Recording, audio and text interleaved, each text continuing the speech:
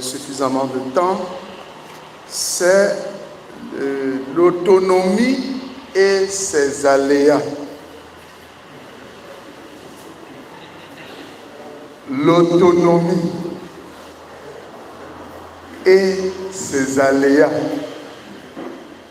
Il nous sera présenté par le frère apôtre Robert Kanté.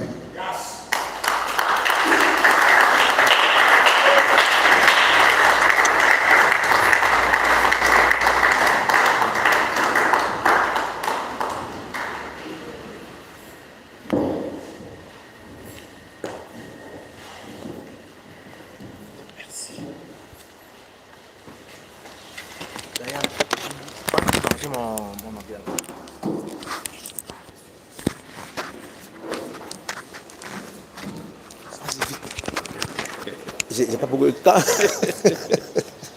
D'accord.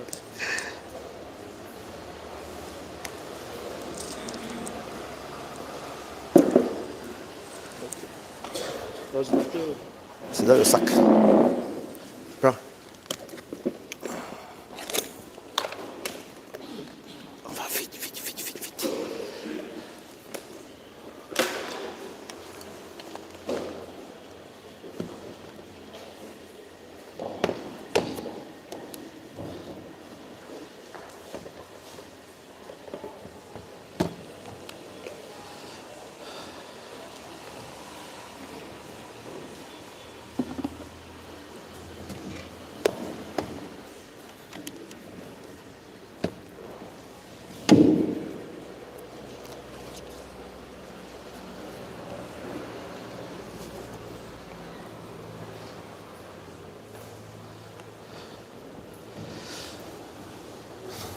Le Seigneur vous bénisse.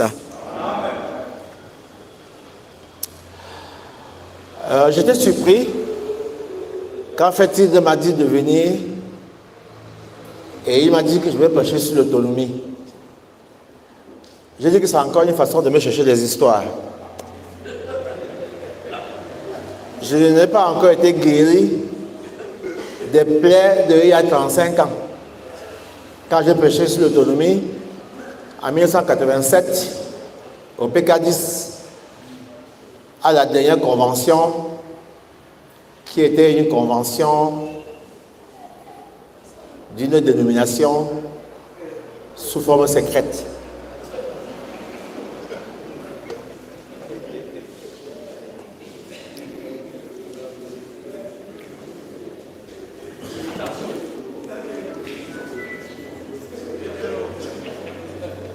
C'est bon. Il n'y a pas de lumière sur...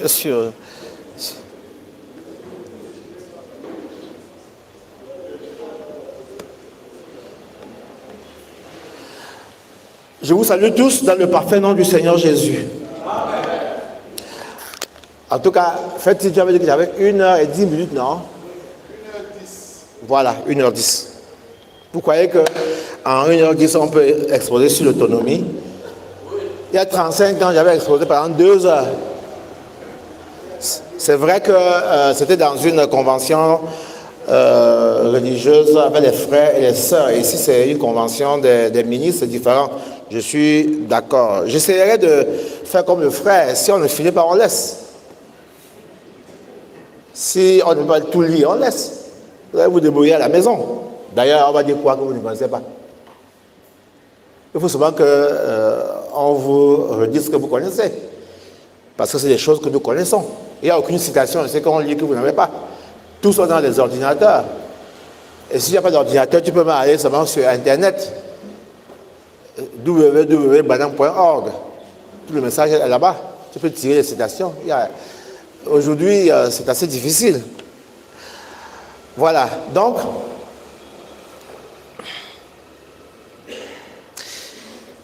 là, j'ai 17h10. Et je n'ai pas encore pris 10 minutes. J'ai une Bible dans mon téléphone, mais j'ai une citation dessus. Je ne veux pas effacer. Si quelqu'un peut me prêter sa Bible, ça me ferait bien plaisir. Et il pourra lire pour moi Galates chapitre 1er. Viens frère. Pasteur, viens. Oui, voilà. Galates chapitre 1er, ce sera le texte que nous lirons pour nous servir de toile de fond. Quand Paul défend son ministère. Pour nous prier d'abord, notre Seigneur bien-aimé, nous te sommes infiniment reconnaissants pour la grâce que tu nous offres ce soir pour revenir sur ce sujet qui pour nous est capital. Il fait partie, Seigneur, du programme que les frères ont essayé de mettre sur pied pour éclairer l'opinion et pour essayer de circonscrire les problèmes qui minent l'œuvre de Dieu dans le message en général et dans notre pays en particulier. Nous voulons te prier de nous aider, Seigneur, de nous venir en aide et qu'au sortir d'ici, nous ayons de grandes décisions que nous aurons prises pour améliorer notre situation spirituelle, pour améliorer, Seigneur, alors que j'ai la lourde responsabilité de parler de cela devant mes frères, devant les collaborateurs, devant tes serviteurs. Aide-nous, Seigneur, à nous comprendre. Et tout préjugé, et tout esprit de mépris, et tout cela, nous le chassons et mettons hors état de nuit au nom du Seigneur Jésus-Christ. Aide-moi à ce que je parle, non pas en me vantant comme étant quelqu'un qui connaît mieux que les autres, non, juste en des phrases entrecoupées que je puisse dire à mes bien-aimés ce que tu as mis sur mon cœur. J'ai prié humblement au nom du Seigneur Jésus-Christ. Amen. Tu vas lire le verset. Commençons. Là où Paul dit. Voilà, commencez là, je vais te dire. Galates chapitre 1, verset 6. J'aimerais que vous vous détourniez si promptement de celui qui vous a appelé par la grâce de Christ pour passer à un autre évangile. Continue. Non pas qu'il y ait un autre évangile, mais il y a des gens qui vous troublent et qui veulent renverser l'évangile de Christ. Mais quand nous-mêmes, quand un ange du ciel annoncerait un autre évangile que celui que nous avons prêché, qu'il soit à la terre. Nous l'avons dit précédemment, et je le répète à cette heure, si quelqu'un vous annonce un autre évangile, que celui que vous avez reçu, qu'il soit à la terre. Et maintenant, est-ce la faveur des hommes que je désire ou celle de Dieu? Est-ce que je cherche à plaire aux hommes? Si je plaisais encore aux hommes, je ne serais pas serviteur de Christ. Je vous déclare, frère, que l'évangile qui a été annoncé par moi n'est pas de l'homme, car je ne l'ai ni reçu ni appris d'un homme, mais par une révélation de Jésus-Christ. Vous avez su, en effet, quelle était votre femme conduite dans le judaïsme, comment j'ai persécuté à outrance. Je montais à Jérusalem pour faire la connaissance de ses pas, et je demeurai 15 jours chez lui. Mais je ne vis aucun autre des apôtres, si ce n'est Jacques, le frère du Seigneur. Merci. Merci frère, merci beaucoup. Le Seigneur vous bénisse. Veuillez vous asseoir.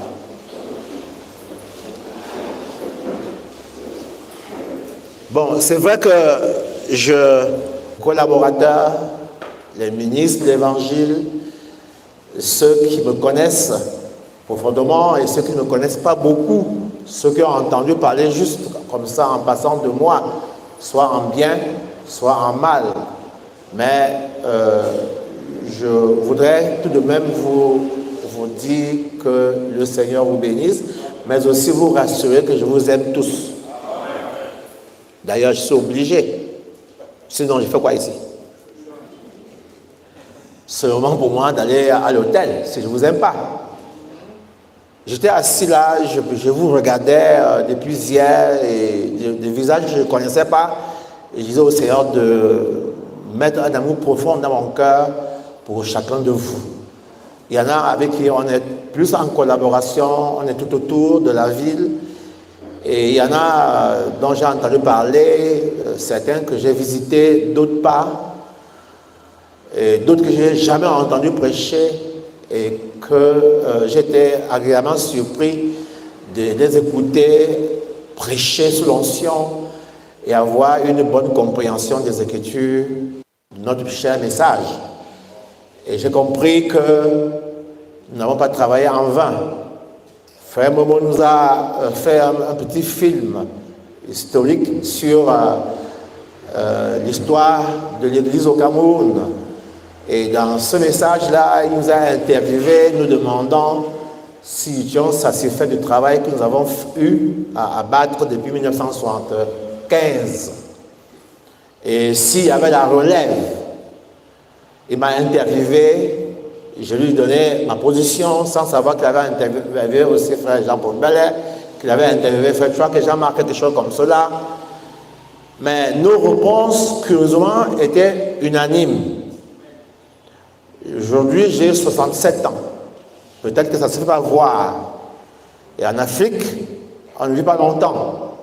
Si je devais rentrer à la maison aujourd'hui, je ne regretterais pas du travail que nous avons abattu au Cameroun.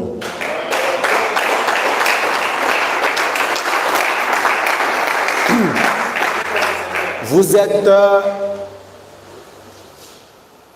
comment on dit encore ça? La preuve de notre apostolat.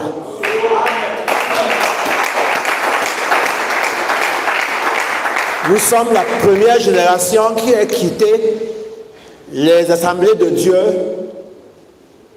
la vraie église de Dieu, pour prendre position pour ce message. C'était en 1975. Et c'était effectif en 1976, quand on nous a mis dehors. Depuis lors, les patriarches, qui étaient nos aînés à l'époque, ont fait le tour du Cameroun. Les églises sont nées à Yaoundé, à Bafia, à Bafoussam, un peu partout. Et quand vous voyez le vieux Alossa, que vous l'ayez connu ou pas, vous voyez le vieux Bellet, vous voyez des vieux Baoya Samuel, que vous ayez eu un rapprochement serré avec lui ou pas, vous devez savoir que ces gens-là est la conséquence de votre existence.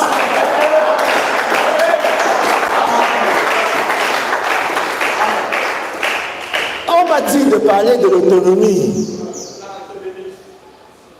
L'autonomie, là, il faut une heure et demie pour qu'on parle de ça. Et les conséquences, parce que je suis conscient du fait que quand vous écoutez un jeune qui est rempli du Saint-Esprit, qui a reçu ce message, Emmanuel Sanama prêché, je l'ai vu naître là-bas à Mbopi. Et quand je le sens derrière la chair prêcher, je dis, mais mon gars, tes yeux ont vu la gloire de l'Éternel. Si tu peux rentrer en paix, eh bien, il y a la relève.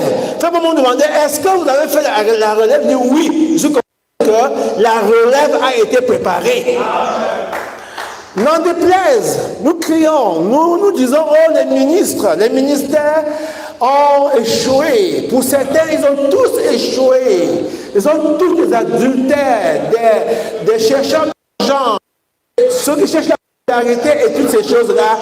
Non, Élie a dit qu'ils ont tué tous les prophètes et je suis resté moi seul. Dieu a dit non, tu n'es pas seul. Il y a des gens ici que Dieu a préparés qui neigent, qui pleuvent, ils vont avancer avec le message. Ils n'ont pas envie, même que vous puissiez savoir qu'ils existent. Ça a commencé, hein? En 87, c'était la même chose, hein? Ça a commencé. On peut changer. Merci.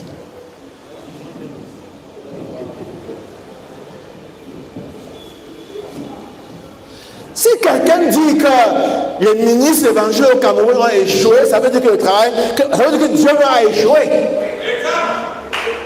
Ça veut dire que Dieu a échoué parce que en 45 ans de travail dans le champ missionnaire au Cameroun, on n'a pas préparé des gens pour nous relever eh bien, ça veut dire que, nous-mêmes, on a échoué. Le Dieu qui a travaillé parmi nous avec des signes, des miracles et toutes ces choses a échoué. Non, disons qu'il y a quelques-uns, quelques grains, n'est-ce pas, qui, je veux dire, détruisent l'œuvre par leur vie et toutes ces choses-là. Mais on ne peut pas généraliser et dire que le ministère a échoué, les prédicateurs ont échoué, les pasteurs ont échoué, les anciens ont échoué. Non! Quand on a écouté Amour Boussou ce matin parler, comme il a parlé là, vous croyez que c'est un échec ça? Quand on a entendu ça dans ma soeur, c'est un échec ça? Quand on a entendu le jeune qui a parlé de la dîme, c'est un échec ça? Est-ce que vous payez la dîme? Les prédicateurs ne payent pas la dîme. Ils ne chantent pas. Ils ne disent pas amen à la parole. Si vous faites une convention, ne les mettez pas sur place. Vous allez faire mourir partie de la convention. Parce que si vous faites une convention que vous rassemblez les prédicateurs, vous mettez dans un coin, c'est ça le coin mort de la convention. Pourquoi? Parce que les gars là réfléchissent, comme on a dit ce matin. C'est Emmanuel qui disait que quand un chauffeur conduit un chauffeur, eh bien, il aura tous les problèmes. Pourquoi? Tu es en train de conduire, l'autre chauffeur aussi est en train de conduire. Parfois tu es en train de freiner, tu entends lui, il fait ça. Il est à côté, il fait ça. Parce qu'il pense que si ça avait été lui, à ce niveau-là, il doit freiner. Mais toi tu ne freines pas. Alors, le refrain nous fait freiner. Il est à côté, il tape le pied. Il est à côté, il n'a pas le volant, mais il freine. Donc quand tu dis quelque chose à l'arrière des ministres, cette chose que tu as dit dans un esprit simple, les gars commencent à tourner ça dans la tête. Quand tu as dit ça, il veut dire quoi? Qu'est-ce que ça veut dire? Ah, je comprends. C'est-à-dire que on tourne. Et après, ta pensée n'est plus celle que tu avais au départ. Tellement nous réfléchissons. Parlons de l'autonomie. J'ai regardé, comme nous tous, on doit regarder un peu le dictionnaire et vous dire, pour être fait comme les autres, hein, parce qu'on parle de l'autonomie seulement, sans vous dire un peu que j'ai regardé dans le dictionnaire, l'autonomie veut dire telle chose, alors c'est comme si on n'avait rien dit.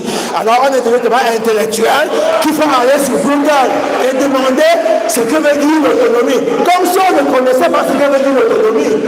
Il faut que moi aussi j'aille regarder et que je vous dis que l'autonomie, c'est quelqu'un... Alléluia. Oui.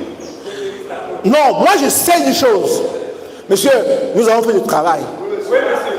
Et il se voit. Les prédicateurs ne sont pas là. Rassembler tous les prédicateurs du Cameroun, on va remplir cette maison 2 ou 3 fois. Le travail a été fait. Et bien fait. Et la relève est préparée. Pour l'instant, nous voulons préparer à nouveau, nous voulons, je veux dire, mettre le jansan, mettre le cul magique pour que ce soit des véritables, n'est-ce pas, remplaçants qui prendront la relève et que vous soyez des hommes parfaits pour travailler pour la cause du Seigneur. Alors, j'ai lu ici, on m'a dit que l'autonomie, c'est la capacité de quelqu'un à être autonome et à ne pas être dépendant d'autrui. J'arrive comme ça. Donc, l'autonomie, c'est quelqu'un qui est autonome, qui marche, qui évolue. N'est pas de moi, ça vient de Dieu. Mais combien de personnes peuvent comprendre ça dans le contexte? Oui, non, frère, l'autonomie. Moi, Dieu m'a appelé et je n'ai besoin de personne. Moi, je dois travailler pour moi-même. Et je n'ai pas besoin que tel ou tel me donne des instructions ou me donne des ordres. Nous voudrions faire remarquer aux frères, aux ministres, que le lendemain, d'après ma prédication sur l'autonomie, ici au Cameroun, mon deuxième sermon fut le réveil perverti. Parce que quand j'ai parlé de l'autonomie à l'époque, eh bien, ceux qui se sentaient étouffés par les anciens et qui prenaient tous les dîmes pour envoyer à la caisse centrale, qui étaient redistribués, ont compris que maintenant ils vont gérer leurs dîmes leurs offrandes sans plus faire référence à tel ou à tel ou à tel pasteur. C'était une mauvaise compréhension de ce que j'avais dit. L'autonomie ne voulait pas dire division.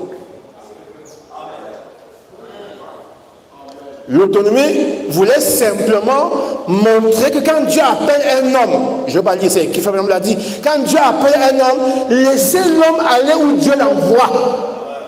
Il ne faut donc pas qu'il y ait un groupe d'hommes derrière celui-ci pour le téléguider, pour l'influencer et l'empêcher de faire ce que Dieu lui a dit de faire. Nous étions, quand mon message était intitulé à l'époque, 11 ans après, c'était l'autopsie d'une vie commune de 1976 à 87. À l'époque, ça faisait 11 ans. Je dis, regardons notre marche il y a 11 ans. Et je m'étais rendu compte que pendant les 11 ans, on avait évolué. Mais nous évoluons dans une dénomination sous forme secrète. Et la lumière que les anciens avaient à l'époque nous disait, nous faisaient savoir que personne n'a une église, l'œuvre appartient, l'œuvre c'est une œuvre commune. Quand je vois des gars aujourd'hui qui vivent de la liberté que j'ai acquis, par un prix dur et amer. Et quand je passe, ils me regardent, je me dis, gars, tu es autonome à cause de moi. Sinon, tu serais là, sous le ministère des anciens. Nous descendions dans les églises, et puis on prenait des décisions sur vos églises. Tu es dans ton église, il y a un problème. Nous, on descend, on envoie un comité, on vient te faire asseoir.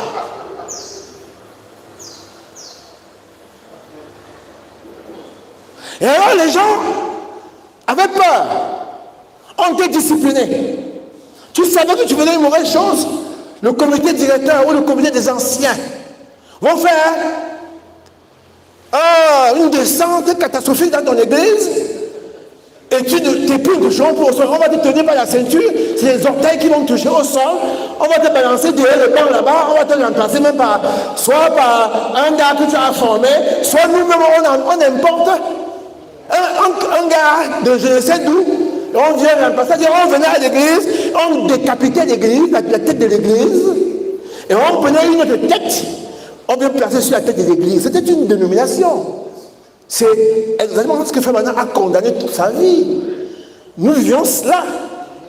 Et il fallait que quelqu'un crie après cela. J'étais le plus petit. J'ai crié. Ça m'a coûté cher.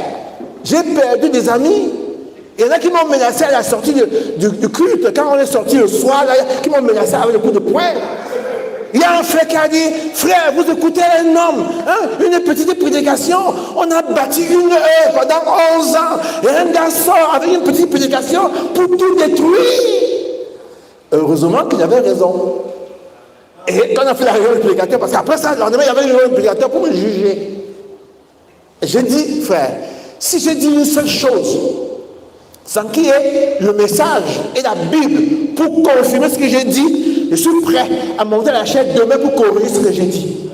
Mais après vérification, les anciens et les pasteurs ont compris que j'avais raison. Et on a dit, ok, allons et prêchons l'autonomie dans nos églises. C'est ainsi que les églises sont devenues autonomes. Mais maintenant, depuis 1987 à aujourd'hui, qu'est-ce que nous constatons? C'est ça qui est la question. Où nous a amené l'autonomie? Voilà, l'autonomie nous a amené où? Je vais décrire les maladies que l'autonomie a amenées. Si nous fûmes une dénomination réelle, bien établie, comme les catholiques, les baptistes, les protestants, le désordre qu'on voit au milieu de ce qu'on appelle les branhamistes n'allait pas avoir lieu. Et je vais dire une autre chose. Que l'on le veuille ou non, en dépit de l'application que j'apporte par rapport à ça, ça ne changera pas. Quelques-uns vont peut-être rectifier le tir. Mais le constat est mondial. Le constat est mondial. Pourquoi? Parce qu'on a laissé à l'être humain la liberté. Alors, vous avez un pianiste. Il vient en retard à l'église. Le pasteur se fâche et le gronde. Il se fâche, il sort de l'église. Quelques frères le suivent. Il va ouvrir son église en face de la vôtre. Il traverse la route, il ouvre sa part d'église. Parce qu'on a blâmé qu'il est venu en retard.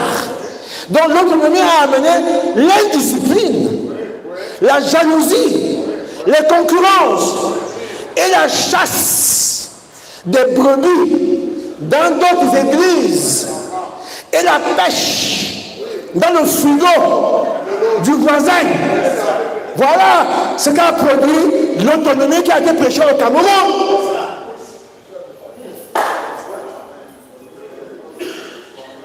L'autonomie a amené la rébellion. On n'a plus personne sous le ministère duquel on peut se soumettre. Vous avez la brebis de telle église qui vient chez vous, plus c'est la quête des brebis et la quête de l'argent. Vous connaissez une brebis. Vous savez qu'elle est prise dans telle église du message. Elle commence à venir dans votre église. Elle fait des réunions chez toi, même le dimanche. Tu n'as même pas le kilo de l'appeler dans ton bureau et de lui demander ce qu'elle fait là. Tu n'as même pas le courage de prendre le téléphone, d'appeler son pasteur et de lui dire, mais pasteur, ça fait 2 dimanches, je vois telle brebis ici. Qu'est-ce qu'il y a? Est-ce qu'il y a un problème? Non, on n'a plus. Tout ce qu'on veut, c'est que l'église se remplisse et qu'on ait des dîmes et qu'on puisse avoir beaucoup d'argent. Maintenant, si tu ne le fais pas, on va te faire quoi?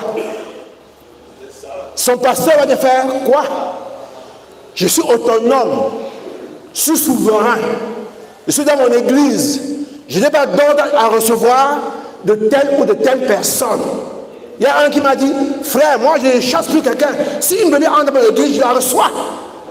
Voilà, donc je n'ai pas appelé, je n'ai pas attiré par moi-même. La brebis a vu que mon ministère le va bien et qui s'en a dit, viens chez moi, je la garde.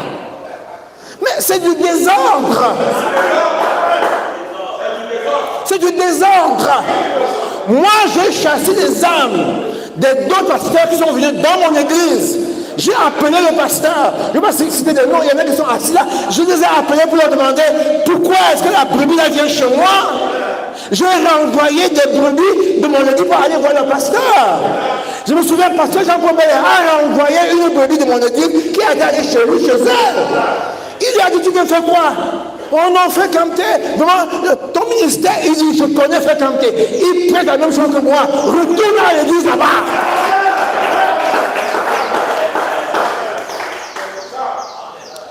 La souveraineté de l'église locale. Parlons de toutes les facettes et tous les pans.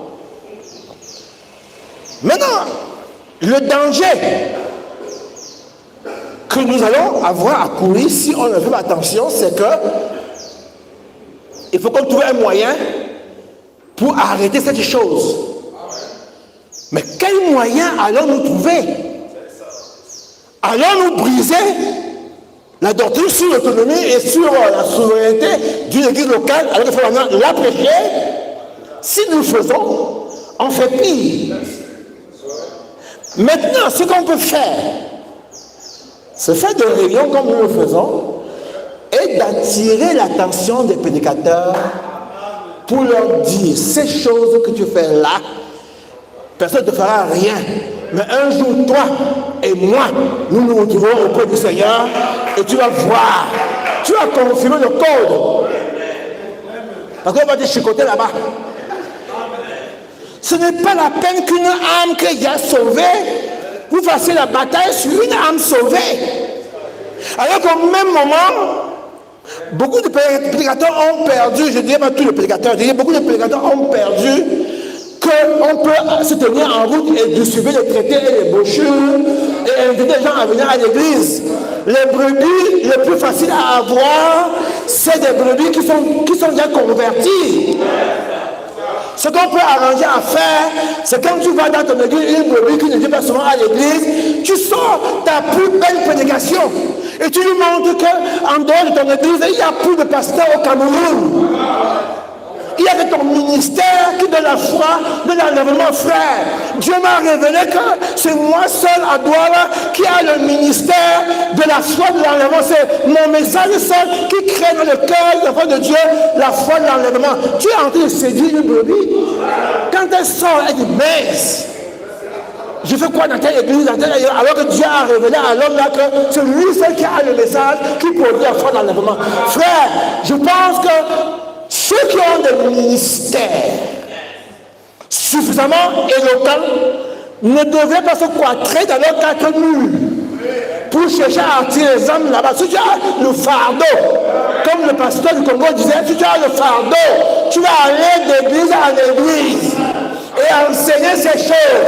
Mais aussi, il faut que nous ayons l'amabilité d'ouvrir la chair.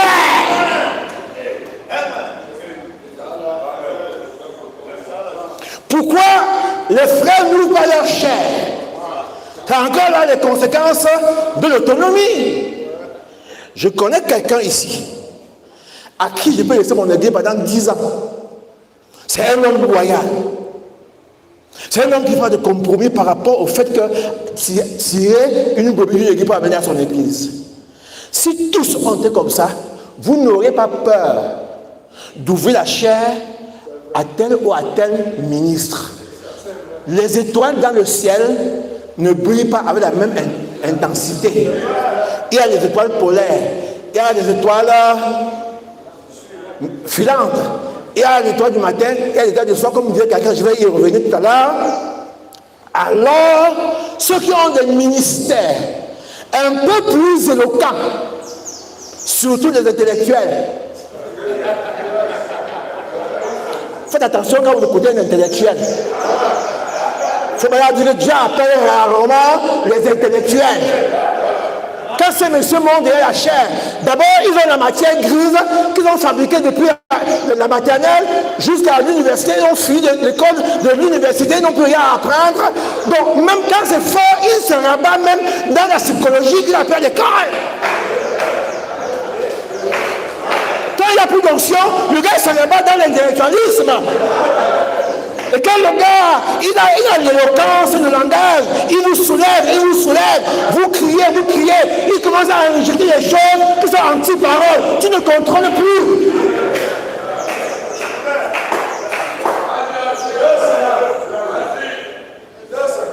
Moi, monsieur est intellectuel, hein.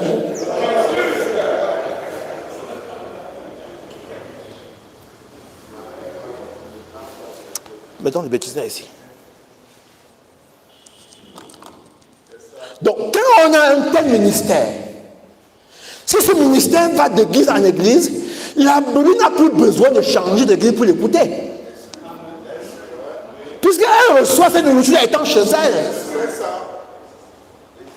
Non? La brebis n'a plus besoin de courir maintenant. On a peur de laisser la chair à ce genre d'homme. Parce que quand le gars prêche, il fait la publicité de son ministère. Parce que prêcher, c'est une publicité. Je dis, apporte la parole, tu fais, comment on appelle ça? Tu bats, c'est une campagne que tu as envie de battre. Tu bats campagne pour ton ministère. D'ailleurs, tu veux, quand on t'a invité quelque part, tu ne dois pas apporter un sermon qui est au niveau du pasteur qui est là. Il faut t'apporter quelque chose que le pasteur ne verra rien. Quand tu prends le pasteur, il est assis, il est ébloui, son église est ébloui. Quand il sort, les gens vont le suivre. Et comme le gars c'est comme ça, il te laisse pas pécher chez lui. Parce que tu n'as pas l'humilité de dire, frère, quand je sors là, je ne vois personne de vous dans mon église. Tu dois leur dire, frère, j'ai péché, mais quand vous êtes là, je ne vois personne. Si vous venez dans mon église, je vous chasse, je vous ramène ici. Les gens auront peur, ils vont rester. Mais tu prêches de manière à dire, suivez-moi là où je suis souvent. Ouais. C'est là où il y a le Saint-Esprit. C'est là où il y a le message qui donne la foi dans le monde. C'est là, je vais vous dire, hein, vous dites des choses. Vous dites des choses. Vous pensez que sans vous, on va aller au ciel. Écoutez, le ciel là, hein, c'est pas vous qui avez mon nom dans le livre. Hein. Mon nom y est. Il va y demeurer. Peu importe ce que tu vas dire, ça ne changera pas ma position devant Dieu. Alors vous dites, mes frères, il faut tel type de message comme ça pour nous transformer. Ça doit faire comme ça. Nous sommes élus avant la fondation du monde. On est élus avant la fondation du monde. Tout ce que nous mangeons tous les jours, c'est pour entretenir notre foi. Ce n'est pas pour avoir la vie éternelle. On ne négocie pas la vie éternelle. On a déjà la vie éternelle. Ce n'est pas toi et tes sermons qui ont la vie éternelle. J'ai déjà la vie éternelle. Maintenant, tu m'entretiens. Pour que je continue de grossir, tu m'entretiens, mais la vie éternelle, oh là, ne néglige pas. Je donne à qui il veut.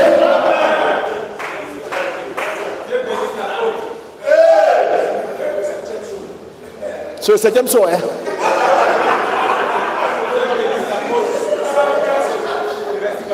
Donc, l'autonomie a amené le désordre. On est sorti d'un désordre pour entrer dans un autre désordre. Parce que Satan ne peut plus vous dire que l'autonomie est une mauvaise chose. Alors, comme il sait que nous croyons que l'autonomie est bien, alors lui dit, ok, allons-y avec l'autonomie. Il commence donc à injecter des poisons mortels parmi nous, en dépit de l'autonomie, pour créer des divisions, pour créer des rancunes, pour créer... Parce que quand tu amènes une brebis, deux brebis d'une église dans ton église, le pasteur va te regarder comment? Non, entre nous frères, tu as l'amour dans ton cœur, tu prends l'amour, quel amour? Oh la charité, oh l'amour, oh ceci, cela. En même temps, tu es ravi, tu vis dans une église, là, tu es chez toi, et tu viens prêcher à ce pasteur-là l'amour. Tu as l'amour? Toi-même, là, tu as l'amour? As-tu pensé au pasteur qui a travaillé 10 ans derrière cette brebis-là, et que tu l'amènes dans ton église, parce que tu veux beaucoup d'argent? As-tu pensé? Plus que ton ministère est supérieur en intensité par rapport à celui du frère. Frère Branham pouvait écraser Neville avec son ministère. Mais tous les jours, Frère Branham élevait Neville. Il élevait Neville. Quand vous allez dans une église, il faut élever le pasteur de l'église. Quand on a fini de prêcher, prenez 10 minutes pour montrer au brebis que ce que tu as dit là n'est rien par rapport à ce que son pasteur enseigne.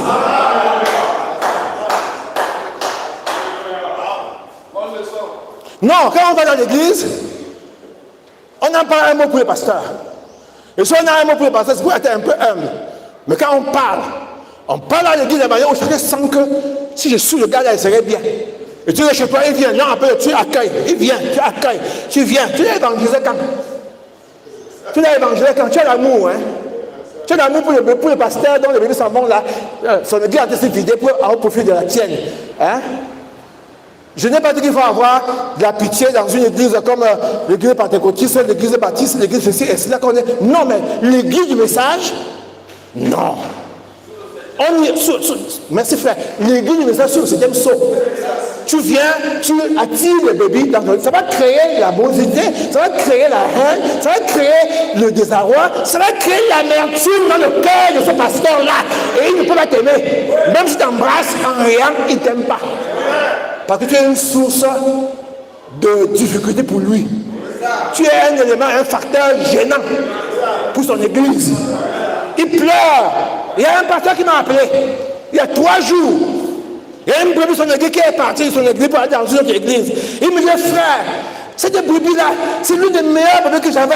C'est une brebis qui avait de l'argent. C'est une brebis qui soutenait mon ministère. Voilà qu'elle est partie dans notre église. Et le pasteur ne m'a même pas appelé pour me demander. Je vous assure que le pasteur pleurait littéralement. Vous voulez qu'on vienne encourager ce genre d'esprit? Je vais à Kondengi, ou bien je vais chez Sanama là-bas à Douala, je prêche, je casse en église et j'ouvre une église en face à la sienne.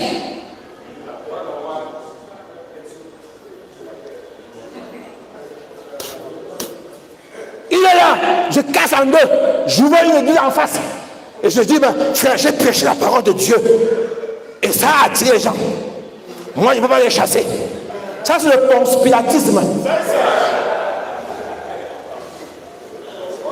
Alors, ceci a fait que, quand les gens ont créé leur église, ils vous diront, bon frère, j'ai presque ce que je veux.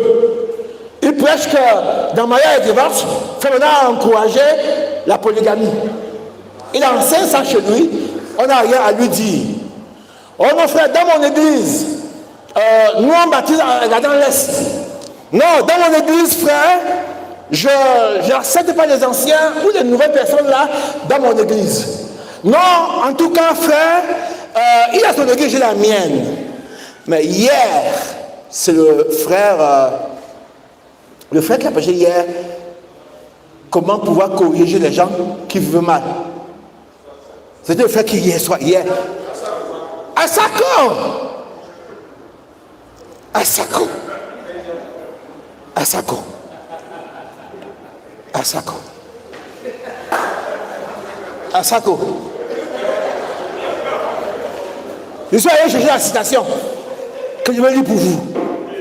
Oh, quelqu'un peut dire amen à ça? Se ranger du côté de Jésus, c'est une citation qu'on a lue 1000 fois, mais laissez-moi relire. Paul disait, nous laissons de vous dire les mêmes choses, car cela vous est salutaire.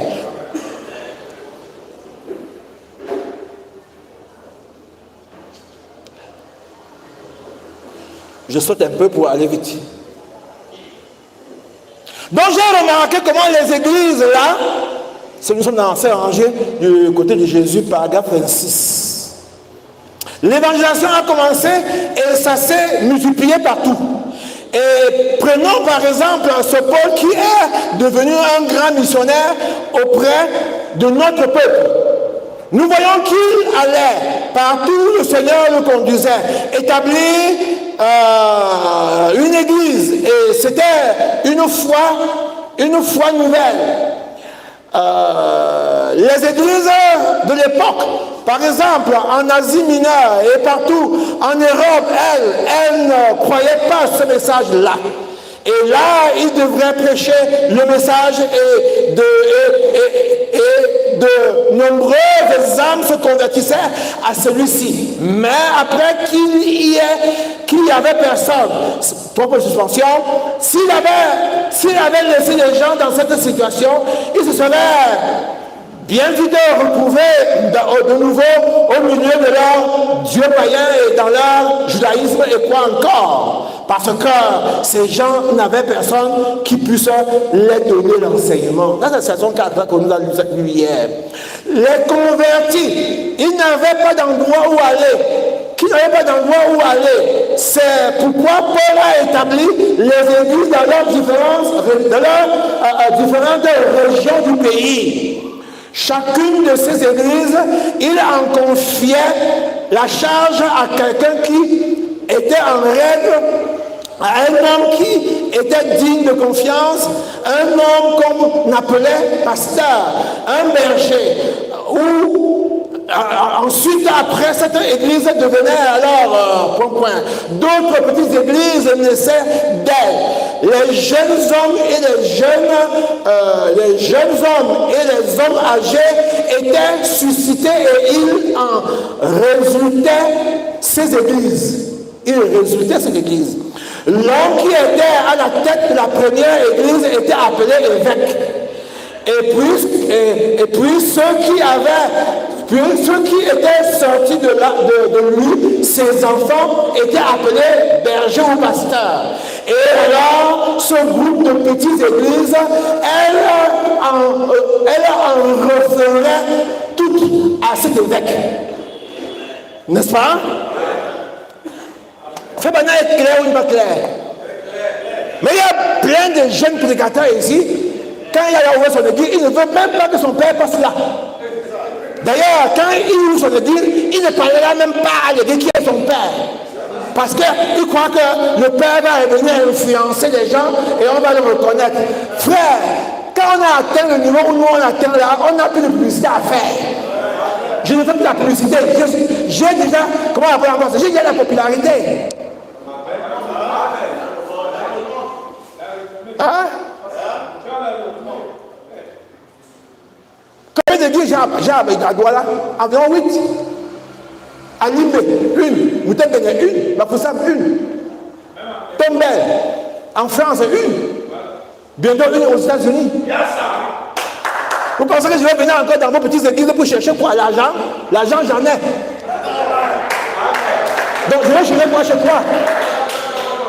Mais il faut que les jeunes là qui ont créé, parce que quand vous sortez de moi, de mon église ou de l'église d'un frère, d'un ancien ici, que vous allez ouvrir une église, vous êtes l'église fille de cette église mère. Cette église là va dans une autre église. Et cette église là va se référer. Quand il y a un problème, une difficulté, il faut que ces églises là rentrent vers le grand-père et le père. Et s'il y a un souci dans cette église-là, il faut que le père prenne les anciens, qu'il fasse une descente là-bas. Oh, yes! Maintenant, il va te dire, c'est pas toi qui as créé l'église, c'est moi qui ai créé. Tu as créé à partir de quoi? Qui t'a appris à mettre deux versets ensemble et sortir une citation? Qui t'a appris à comparer une écriture avec une écriture? Quand tu venais à l'église, tu connaissais quoi? Tu ne faisais même pas distinguer ta main droite de la main gauche spirituelle. Tu es venu t'asseoir, tu as été enseigné, on t'a encadré, on a pris soin de toi, même l'argent on t'a donné, la nourriture on t'a donné, les prières on t'a donné, les impositions on t'a donné, tu as commencé une œuvre. Et quand tu parles, on dit parle comme tel. Quand tu agis, on dit agis comme tel. Frère, le sang spirituel de ton Père agit dans tes veines. Ton ADN est l'ADN de ton Père. Tu peux le mieux comme tu veux, ça ne changera rien. D'ailleurs, on sera supplé au ciel. Hein? Ton ADN, là, c'est l'ADN de ton Père. L'ADN de l'arrière-arrière-fille, arrière-arrière-fille, toute l'ADN là, ça c'est l'ADN de l'évêque. Le père là, on l'appelait évêque. Et vous, on vous appelle le pasteur. Lui, il est l'évêque. Et quand il y a un problème, tous ces églises-là doivent se référer à son père.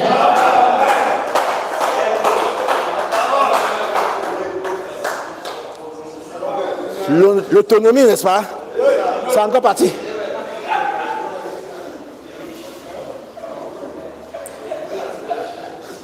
Chaque fois qu'on passe sur l'autonomie, c'est comme ça. C'est un message que Satan n'aime pas. Donc, alors, qu'est-ce qui arrive? Chacun fait ce qu'il veut. Chaque pasteur fait comme il veut. Chacun fils fait comme il veut. Même s'il vit mal, on ne peut pas descendre chez lui pour lui parler. S'il prend la fausse doctrine, on ne peut pas venir lui montrer que les noms aujourd'hui, hein, apôtre aujourd'hui, demain pasteur, après-demain prophète, demain c'est l'évangéliste. C'est-à-dire, on change de ministère en fonction du jour. Alors quand on t'a ordonné, toi on disait, je suis évangéliste. Après tu n'es plus évangile, je suis apôtre. Après tu n'es pas apôtre, je suis prophète. Après tu n'es pas prophète, non, j'ai tous les 5 ministères. Voilà. On ne peut rien te dire. Il dit, frère, c'est mon église. Dès que tu entres à l'église, il te donne la chair. Il dit au diacre, j'ai appris que l'ancien vient. Quand il vient, fais-le asseoir au fond là-bas. Dès que tu arrives, on te canalise comme on canalise la poule. Tu crois qu'on t'aime? On a donné les consignes. Oh non, grand-père viens, on te canalise. C'est dans un coin qu'on te met là-bas. Et quand la réunion finit, on croit que le pasteur dit bon, que l'ancien vient saluer. Le gars dit alléluia, on dit amen. Levez-vous pour un mot de prière. Son père, son ancien est assis là-bas. Et tu penses que tu seras béni, hein? Et au Bible, c'est ça que tu attends? L'autonomie et sa léa, l'autonomie. Donc l'autonomie mal partagée, mal compris, a fait tellement de désordre que nous devions maintenant recorriger la chose. Que les gens recorrigent, qu'ils revoient leur pensée, qu'ils revoient leur position par rapport à l'autonomie. Chacun a un père qui vient de quelque part. ministre qui a ouvert les cieux et qui est descendu. Des corridors des cieux. Hein, mais qui c'était? C'est Pharaon qui disait que tu n'as pas de père, tu n'as pas de repère et tu te perds rapidement. Sans père, tu n'auras pas de repère et tu vas te perdre. Maintenant vous me dites, oh oui, il dit ça parce qu'il est ancien. Ben, qu'est-ce que tu veux? Viens être ancien à ma place. C'est Dieu qui a dit que je naisse avant toi. C'est lui qui a dit de prendre le message avant toi. Et c'est lui qui t'a envoyé sur mon ministère. Et tu as grandi sur mon ministère. Que tu le veux ou non, c'est le petit ministère qui t'a formé. Même si tu es mieux que moi, ça ne fait rien, c'est ton ancien. Aujourd'hui, nous avons entendu le jeune Amougou. Il dit qu'il peut prêcher comme Bel-Air. Il va prêcher plus que Bel-Air. Mais c'est ça. Moi je crois que c'est ça. Il y a un jeune frère ici, je ne vais pas nommer son nom. Un jour il vient en Colmitac. J'étais à côté là. Et il est venu là-bas, il s'assoit sur le baptistère. Et je l'entendais dire, il dit, je veux construire pour moi comme ça. Je veux construire pour moi comme ça. Je veux construire ma part d'église comme ça. J'ai entendu, il est là ce soir. Je ne lui ai pas demandé, je lui ai rien dit, il m'a écouté. Et il dit, je veux construire pour moi comme ça. Mais alors, vous pouvez qu'il soit jaloux de lui, qu'il construit mieux que ça. Pas comme ça, mais mieux que cela. Encore que Dieu m'aide pour que je puisse lancer un défi. Le défi que je vais lancer, je verrai comment tu vas construire ça comme ça. C'est un centre missionnaire que je vais construire, un centre missionnaire sur un hectare de terre.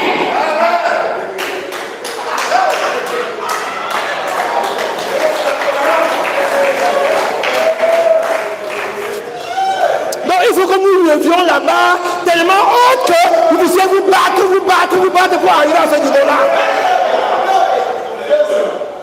Est-ce qu'on accouche un enfant, puis on porte la pierre, on met sur la tête pour qu'il ne grandisse pas? Vous devez grandir et aller plus loin que nous. Si vous restez comme nous, vous avez échoué. Vous devez aller plus loin, prêcher mieux, vivre mieux, mener une vie mieux. Vous avez des ordinateurs, nous on disait avec l'homme tempête. On avait 12 brochures en 85. 12. On est sorti de pentecôtisme avec 12 brochures.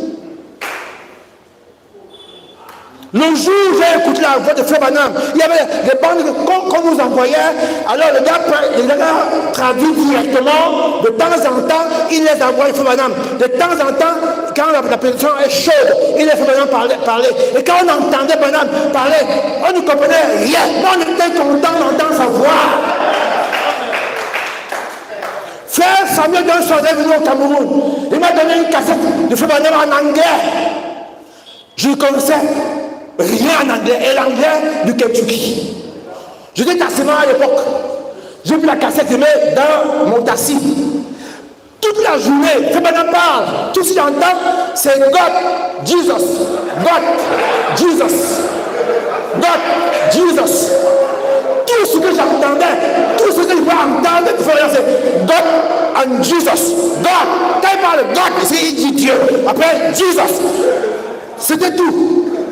Mais quand Frère Branham arrivait à l'adoration, je n'entendais pas un seul mot de ce qu'il faisait dans l'adoration. Mais il y avait une onction dans mon tassi. Il y avait une onction dans mon tassi. Je ne comprenais rien. Mais il y avait une onction. Parce que j'aimais William Branham. J'aime entendre sa voix. J'aime écouter sa voix. Bien-aimé, vous avez dit, fais capter, lis-nous quelques citations. Pourquoi faire? Quelle citation que tu ne connais pas?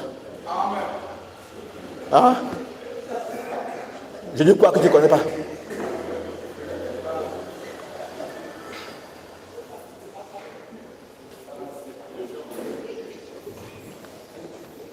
Vous dites que c'est la touche des anciens, hein? C'est le choix. Tant qu'on vit, on va pécher comme ça. Dans le message, le baptême du Saint-Esprit, prêché le 8/9/58 à Jeffersonville. Si vous m'aimez, non, il dit, si vous n'aimez pas votre pasteur, et qu'il y ait 2 ou 3 qui aient quelque chose contre le pasteur, il ils ne pourront pas se lever contre lui. Si ce sont les diacres ou les administrateurs, ils l'auront. Peu importe la fonction qu'ils remplissent, ils n'ont aucune voix. Ils n'ont qu'une voix. Et c'est tout. Si c'est un assistant ou l'assistant du pasteur, il n'a qu'une voix. Il n'a pas plus que la simple...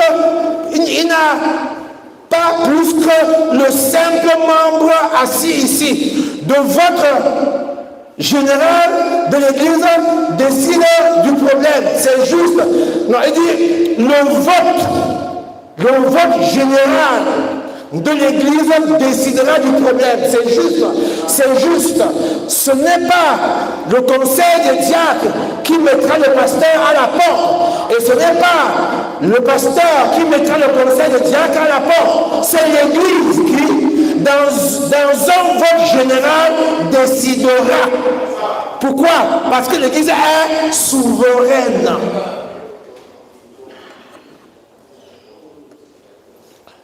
Il y en a une vingtaine, est-ce que vous dites tout cela? Je dis une chose. Je sors d'un voyage missionnaire en Côte d'Ivoire, à Abidjan.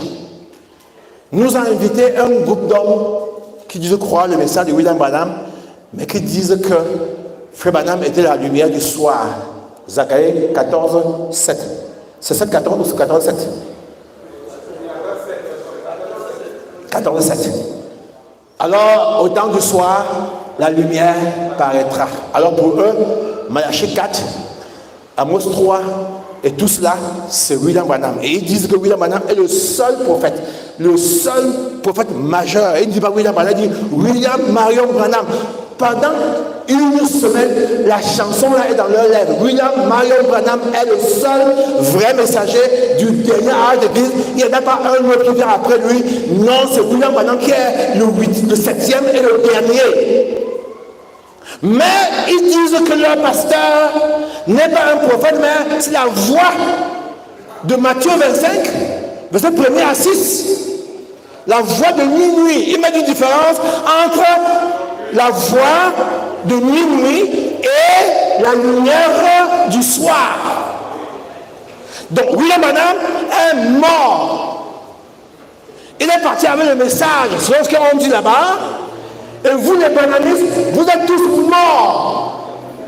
La preuve, il y a des doctrines et des doctrines et des doctrines au milieu de vous. Comme le frère nous a dit tout à l'heure sur les réseaux sociaux. Il y a un jour, j'ai vu la photo d'un frère du message, un prédicateur sur les réseaux sociaux. Quelqu'un m'a envoyé, c'est pas qui? Je l'ai envoyé à personne, j'ai effacé. J'ai effacé. Mais il y en a qui ont pris du plaisir à envoyer partout. Ça tue les âmes, ça fait mourir les âmes. Ce que vous ne savez pas, c'est que vous êtes des assassins. Prendre une telle vidéo et envoyer à gauche, envoyer à droite, vous tuez ces âmes-là. Une brebis alléguée qui est au courant de cela, vous tuez cette brebis. Donc, Frère Branham dit plutôt de cacher les péchés de son frère. Je ne suis pas partisan de ceux qui croient qu'on doit encourager des hommes à vivre comme ils veulent. Si on ne prêche pas, si on ne vit pas ce qu'on prêche, il est clair, il faut qu'on t'asseye. Encore faut-il que tu refuses de te repentir. Nous ne sommes pas des pharisiens. La parenthèse est fermée. Donc les gars m'ont dit ça. Quand ils m'ont invité, moi, Frère Jean-Paul Bel et Félix, Frère Jean-Paul Bel a dit que non, il ne va pas dans le milieu comme ça. J'ai dit que moi je pars. J'ai dit si vous me promettez 2 prédications, je viens. Il dit tu auras 2. Et ton ami Jean-Paul Bel aura 2. Félix aura 2. Bon, JP est resté. Ils ont payé le billet d'avion eux-mêmes. Ils ont mis à l'hôtel pendant 8 jours. Manger, laver, nourrir. Vous allez vous servir au restaurant, vous ne voulez pas la facture. Quand on partait, ils ont donné 500 000 pour aller faire les courses. Ils ont mis une voiture à notre disposition pour nous faire les courses. Mais ces gars-là, ils boivent le vin. Non, ils boivent. Ils m'ont proposé de prendre un peu de vin en mangeant. Ça ne fait de mal à personne. Un petit verre en mangeant, ça ne fait pas de mal à personne. Maintenant, je vais vous dire une chose. En réalité, Si William Branham n'est pas venu pour nous dire de ne pas boire, il n'y a que William Branham qui dit qu'on ne boit pas. La Bible ne dit nulle part qu'on ne doit pas boire. Montrez-moi une citation, il n'y en a pas. C'est William Branham qui a dit, nos hommes ne boivent pas et ne fument pas. C'est lui. Et il est notre Bible. Frère Branham est la Bible à expliquer pour nous. Oh, Frère Branham est le dictionnaire de la Bible. Et la Bible est la confirmation du message. La Bible confirme le message et le message explique la Bible. Alors quand ils m'ont laissé prêcher, je ne l'ai pas raté. Je vous ai envoyé la vidéo. Mais j'étais un peu gentil. Comme l'âge est là, je suis un peu plus sage qu'avant. Ceux qui ont écouté la vidéo, je leur ai montré que la voix de minuit, là, dont vous parlez là, c'est William Branham. Et Frère Branham dit, il y a 7 veilles. Et nous vivons la dernière veille. Et la dernière veille là va jusqu'à minuit. Donc la voix de minuit, c'est ce message. Bon, ils ont compris, mais on a dit ça. Frère Félix est venu, a dit la même chose. J'ai dit la même chose. Et puis on les a laissés, on sont partis. Mais 4000 personnes, une convention de 4000 personnes, vous les branhamistes, on est plus nombreux que vous avez mesuré une convention de 4000 personnes. 4000.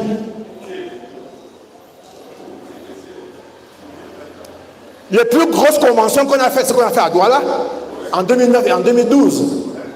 Mais on avait, en 2013, on avait environ 1200 personnes, pas plus. Les gens, si tout le Cameroun sort pour aller à une convention, il y aura la place? Non, frère. Ils ont dit que la preuve que vous êtes morts, c'est que vous êtes divisés. Vous êtes morcelés. Et je suis souhaité en vous. Si vous n'étiez pas mort, si vous n'êtes pas la Vierge folle, la Vierge morte, la Vierge qui a endormi, parce que dormir veut dire mourir. Ils ont expliqué, réveille-toi, toi qui dors parmi les morts. Donc, ils ont montré, ils ont les citations montré que le sommeil, la Vierge a endormi, veut dire la Vierge a été morte. Ils ont dit, les branhamistes, ceux qui prêchent, et ceux qui reçoivent les messages, tous. Patron a dit que toutes les vierges s'assouplient et s'endormissent. Les 10 vierges s'assouplient et s'endormissent. Donc, d'après eux, nous sommes la vierge, les 10 vierges qu'on a fait avec son message. Comme il est mort, nous sommes restés donc. Les tonneries sont sortis. Le remariage est tombé. La polygamie est là. Bonhomme Dieu, créateur de cieux à terre, est là. Ben, ceux qui doivent prier en regardant l'Est, ils sont sortis. Non, vous savez qu'il faut que... Hein? Tout est accompli. On est même déjà dans l'enlèvement. On est dans le millénium. Hein? Le millénium a déjà commencé. Toutes ces doctrines se trouvent chez nous. Les gars disent, ben regardez, c'est la preuve que vous êtes une dénomination. J'ai dit aux gars là que non. Ceci nous arrive parce que nous ne sommes pas une dénomination. Si nous étions une église organisée comme la vôtre, nous ferons notre pyramide et nous mettrons notre chef en haut de la pyramide. Et quand il y a un problème quelque part dans la pyramide, nous descendons pour aller corriger et donner une leçon à tous ces gars-là. Vous, les gars-là qui disent que nous, on n'a rien à faire. Si c'était comme autant les anciens, quand on était encore là, tu as créé ton église, tu fais des maisons là-bas, on va te trouver là. C'est toi qui as créé, j'étais pas là. Mais tu es sur mon ministère, on va te trouver là. On va te faire ta fête. Mais on appelle ça artisanat forcé. Tu sais ça, il y a un soir comme ça, un groupe de 10 prédicateurs entre, de 10 anciens, avec les cheveux blancs. Tous, tout qu'on a tremblé. Nous descendons tous avec les mallettes de citation. Toi-même, tu es à la chaise, tu nous vois entrer.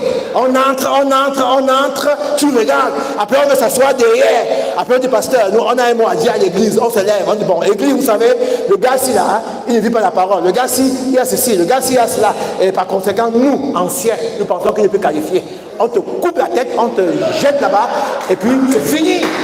Mais c'est la dénomination, si on fait ça. Si on fait ça, c'est la dénomination. On ne peut pas faire ça.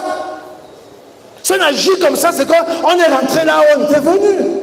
C'est la liberté que le message nous a donnée qui a créé autant de multiplier de groupes parmi nous. Et c'est général, c'est mondial. Maintenant, ce qu'on peut faire, c'est faire un appel à l'ordre et dire que l'autonomie ne veut pas dire division.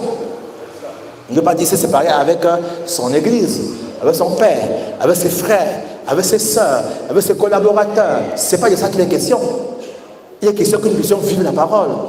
Nous parlons de l'autonomie et les dérapages de l'autonomie. Il a plu au Seigneur que moi qui ai prêché sur l'autonomie, aujourd'hui je reviens vous dire que l'autonomie a été mal saisie, mal compris, c'est mal cerné. Et il faut que ceux qui ont le cœur net et qui veulent avancer s'arrêtent et rentrent en arrière pour recorriger leur marche. Il faut que nous tous, sans exclure qui que ce soit, moi y compris, que nous fassions, je lis une dernière citation, je lis une dernière citation, je m'assois. Tu crois quoi? Je suis déjà fatigué, je vois que j'ai encore 35 ans. Je suis déjà fatigué, je vais m'arrêter. Tu croyais que quoi? Je vais rester là à prêcher tout le message que vous ne connaissez pas. Ça empêchant tout ça qui vont comprendre. Tu vas empêcher tout ça, il dit qu'il ne croit pas. Il sort dehors, il dit, ce qu'il fait comme tu as dit là, je ne crois pas ça. Il dit ce qu'il veut. C'est-à-dire, regarde, les anciens ils sont vieux. L'esprit est parti, ils n'ont plus la vision. Ils ne comprennent plus rien. C'est nous qui avons la vision. Et la vision est conduite dans la division, dans les séparations, dans les discussions, dans les engueulades, etc. Et heureusement qu'au Cameroun, on n'est pas arrivé au niveau où on s'empoisonne l'un contre l'autre.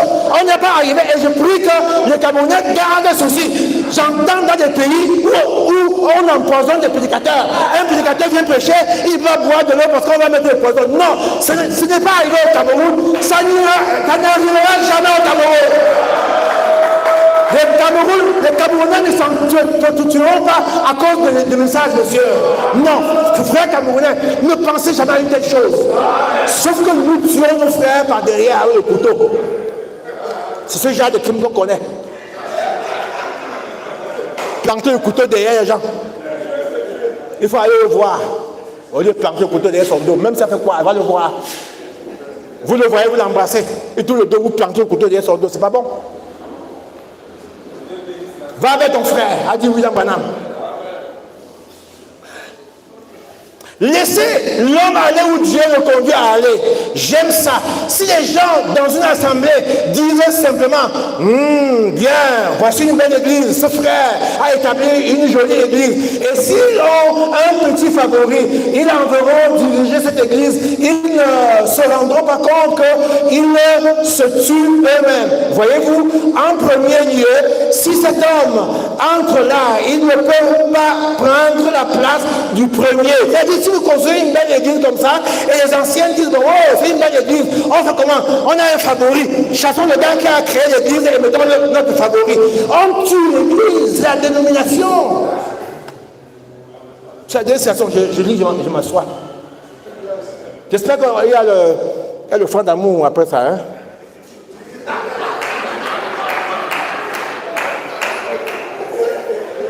Mais je crois que l'autorité suprême de l'église locale, oui, il dit, mais je crois dans l'autorité suprême de l'église locale, oui, que chaque église soit maître d'elle-même. Choisissent ses pasteurs, ses diacres, pour quoi que ce soit, alors, de cette manière, l'homme-là n'a pas de vêtements juste de lui. Si le Saint-Esprit veut dire quelque chose à cette église, il ne doit pas demander à qui que ce soit qu'ils peuvent faire ceci, s'ils peuvent faire cela. C'est l'individu en contact avec le Saint-Esprit. Montrez-moi dans la Bible, pour une église locale, c'est vrai, oui monsieur, la souveraineté de l'église locale, chaque église pour elle-même.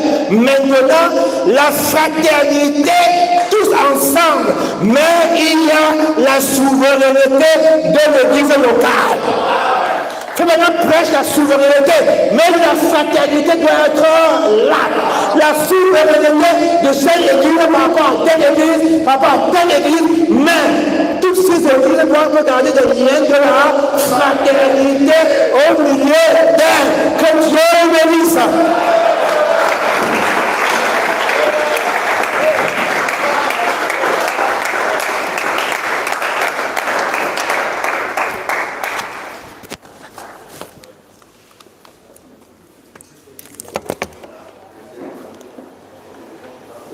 microphone.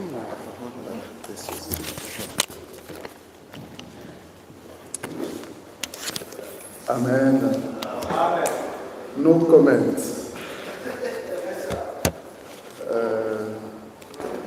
Tout de suite, nous allons enchaîner avec la campagne d'évangélisation.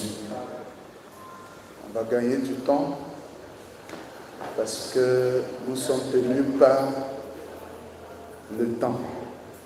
Et pour cela, je vais inviter mon bien-aimé frère Emmanuel Alossa pour venir nous conduire dans quelques louanges. Et ensuite, l'intervenant de la campagne pourra venir nous donner son message. Donc nous allons inviter tous les autres bien-aimés frères à entrer. Mais avant cela, je voudrais passer une annonce pour ceux qui ne passeront pas la nuit de demain. Bien vouloir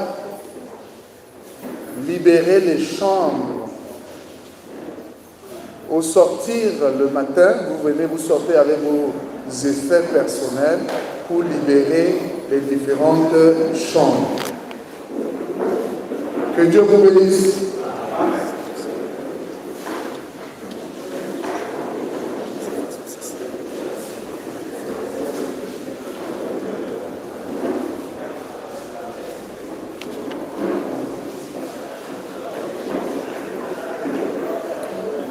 Donc, nous allons demander à tous les invités, aux frères et sœurs aux sœurs qui sont à l'extérieur, aux frères aussi, de regagner la salle parce que nous allons enchaîner avec la campagne d'évangélisation.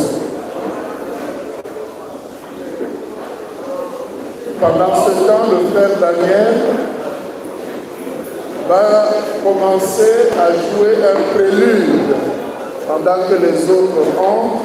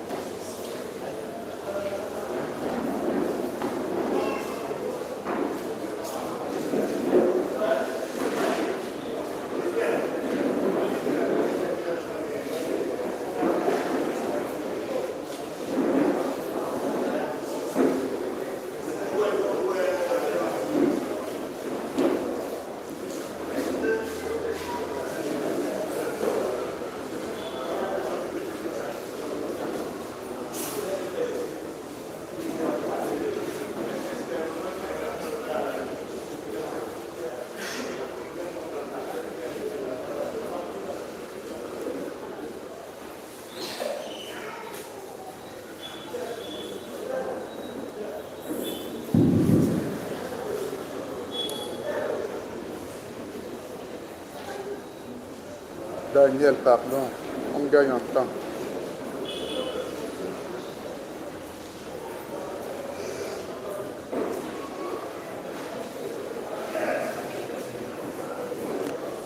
Bien.